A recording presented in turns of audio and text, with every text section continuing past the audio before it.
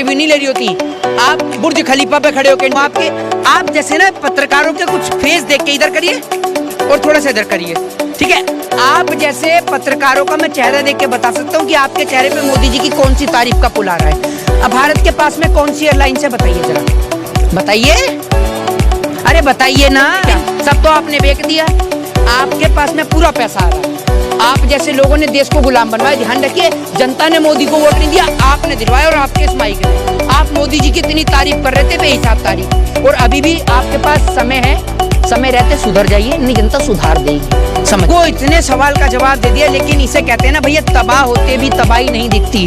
ये अंधभक्ति है साहब, इसकी कोई दवाई नहीं दिखती, समझ रहे हैं। आप इनको इतना बता दिया, लेकिन अभी भी ये मोदी जी की तारीफ करेंगी। मास्टर और आपका माफी मांगने का पुराना ट्रेंड है। आप अंग्रेजों के जमाने में आपके माफी वीर सावरकर ने माफी मांगी और आज आपके माफी वीर नरेंद्र मोदी मांग रहे हैं। तो माफी मांगनी आपकी आदत है और आप माफी मांगते ही रहेंगे, लेकिन हमें सर कटाना मंजूर है, लेकिन सर को झुकाना मंजूर नहीं है। ये बात बता।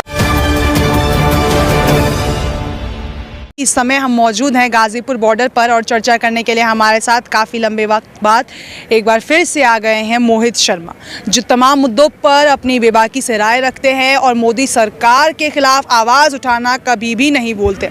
आने वाले वक्त में विधानसभा चुनाव है, किसान आंदोलन भी एक बड़ा मुद्दा बना हुआ है, साथ ही कई पार्टियाँ जो है अब चुनाव को लेकर सक्रिय नजर आ रही हैं। क्या लग रहा है मोहित, आज एक सर्वे आया है जिसमें कहा गया है कि किसान आंदोलन को जो रद्द करने का फैसला प्रधानमंत्री नरेंद्र मोदी ने लिया है, उसका कहीं ना कहीं उन्हें फायदा 5 राज्यों में दिखता हुआ नजर आ रहा है। देखिए, जो भी सर्वे आते हैं, मैं सर्वे पे यकीन करना बंद कर दिया है। बिहार चुनाव से, बंगाल चुनाव से मैं सर्वे पे यकीन करता ही नहीं हूँ। पूछिए जब क्योंकि सर्वे ने कहा है कि मोदी जी सत्ता में वापसी कर रहे हैं, मतलब कह दीजिए कि मोदी जी सत्ता से बाहर हो रहे हैं। और जब उन्होंने कहा कि मोदी जी जो हैं वो सत्ता में नहीं आएंगे, तो इसका मतलब समझ लीजिए कि मोदी जी सत्ता में आ रहे हैं। तो भैया सर्वे पे यकीन करना बिल्कुल सीधे तौर पे झूठ है।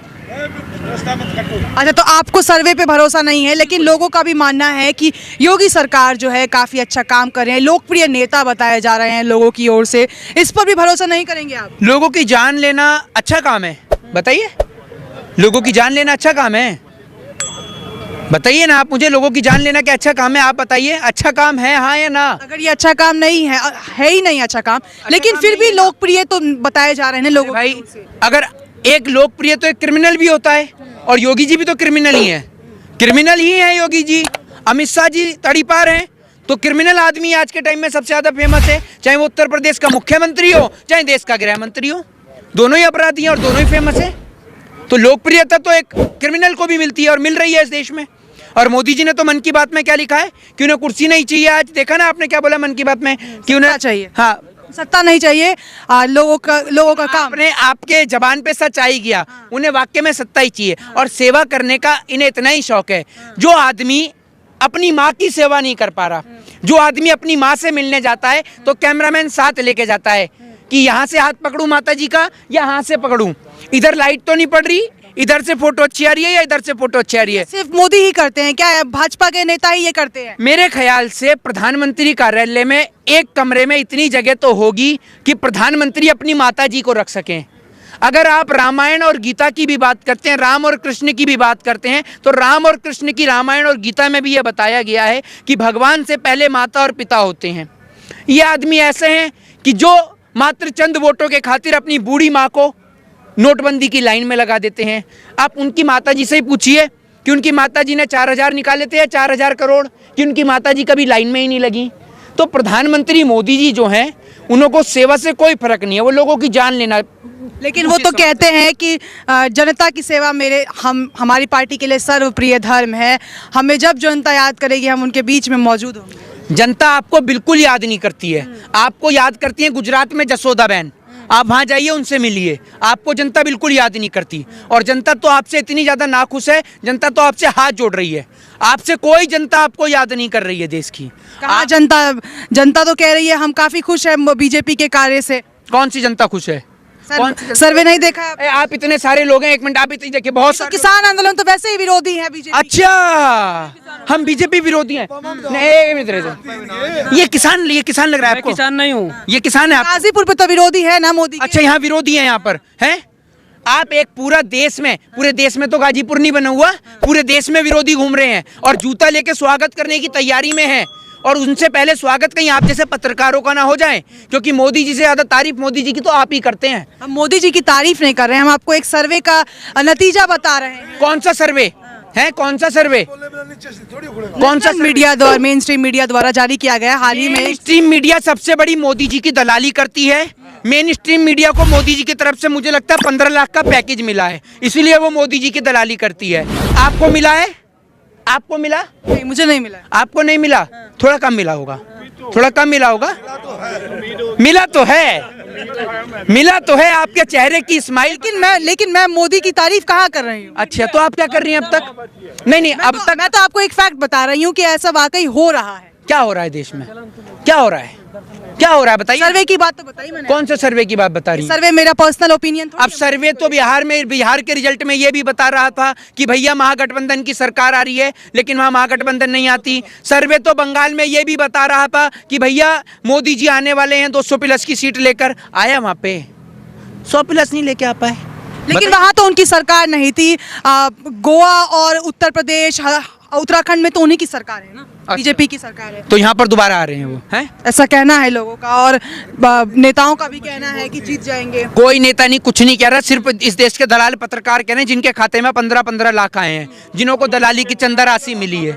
समझ रहे ना? बाकी किसी ने भी नहीं कहना, बाकी किसी को एक वोट नहीं देना इन्हें। आप ये बात सीधे तौर पे समझ लीजिए, कोई नहीं दे रहा इनको वोट। आपने देखा कि किस तरीके से आज उत्तर प्रदेश के अंदर पेपर लीक हो जाता है? देखा आपने? बच्चे बेचारे स्टेशन के बाहर लेटे हुए थे एग्जाम देने के लिए आज का, और सुबह खबर आती है कि पेपर लीक हो गया।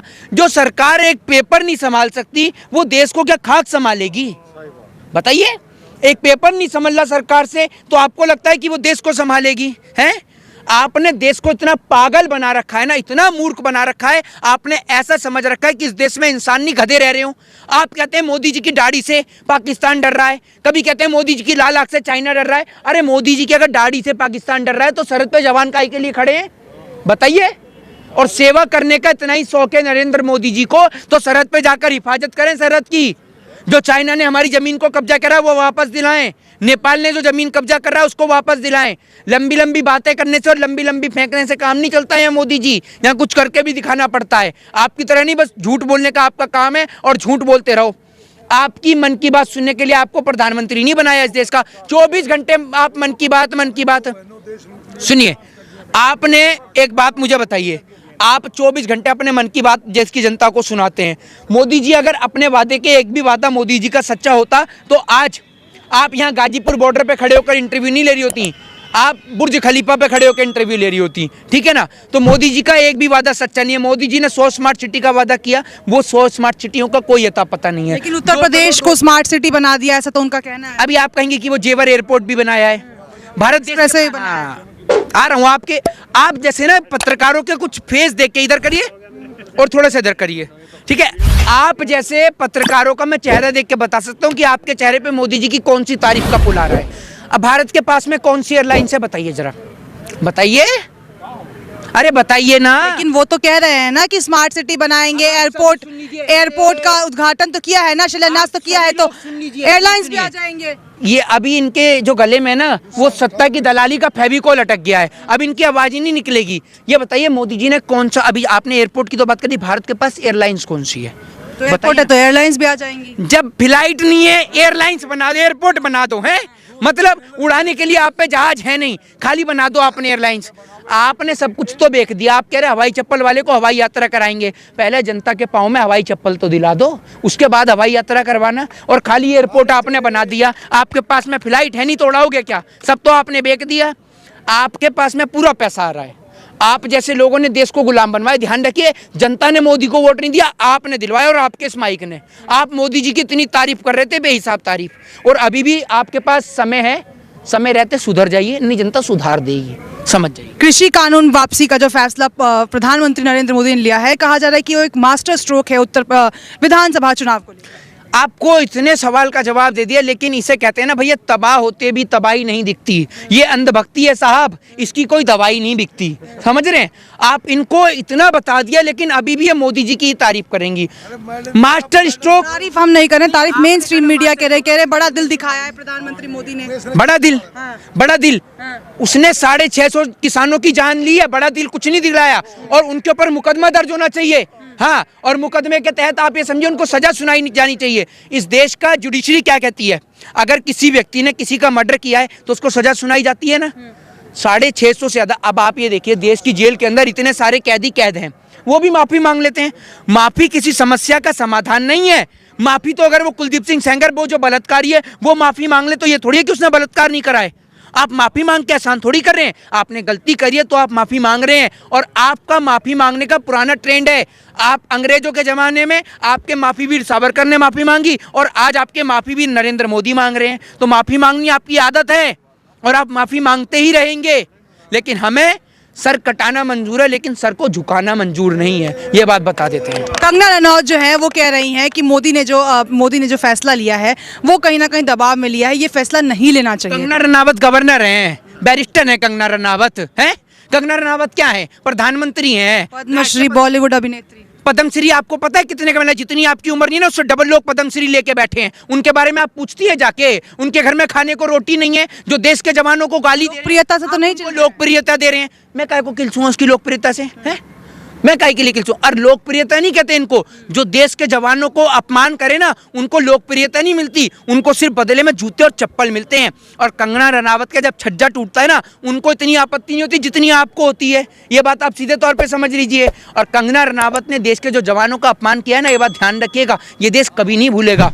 और जब कंगना रनावत और उनके माफी वीर सावरकर जब अंग्रेजों से माफी मांग रहे थे ना, तब देश के क्रांतिवीर फांसी का फंदा चूम रहे थे। अगर राजगुरु सुखदेव और भगत सिंह फांसी का फंदा नहीं चूमते ना, तो कंगना रनावत किसी अंग्रेज के घर में बैठ के उसके जूते और चप्पल साफ कर रही होती। तो ये आजादी देश के स्वतंत्रता सेनानियों ने दिलाई है, कंगना रनावत। बीजेपी के नेता ये कह रहे हैं कि प्रधानमंत्री मोदी ही है। नेता की क्या बात सुनेंगे आप? बीजेपी के तो सुन तो लीजिए, सवाल तो इस देश के बाप हैं, वो कह रहे हैं देश के बाप हैं। सवाल तो सुनिए। अरे बीजेपी नेताओं के होंगे दो बाप, हमारे एक ही बाप है। हमारे नहीं है दो बाप, आपके होंगे मोदी जी बाप और इस देश के, हमारे बाप नहीं है। आपको शौक है नए नए बाप बनाने का, आप बनाइए, हमें शौक नहीं है कोई भी। हाँ, तो मोहित शर्मा की बात और राय आपने सुनी कि उनका क्या कहना है किसान मुद्दे को लेकर, और आने वाले विधानसभा चुनाव में भी उन्होंने ये कह दिया है कि जनता पूरी तरह से बीजेपी से त्रस्त है और जनता उन्हें बहुत जल्द जो है सत्ता की कुर्सी से बेदखल करेगी।